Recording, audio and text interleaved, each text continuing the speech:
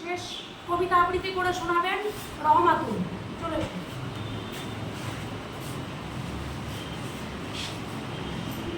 নমস্কার, আমার নাম রহমাতুল। তোমাদের সামনে একটি আবৃত্তি তুলে ধরতে চাই। আবৃত্তির নাম স্বাধীনতা। বহুদিন ধরে বহু প্রতীক্ষার পরে স্বাধীনতা তুমি এলে শান্তির বার্তা নিয়ে।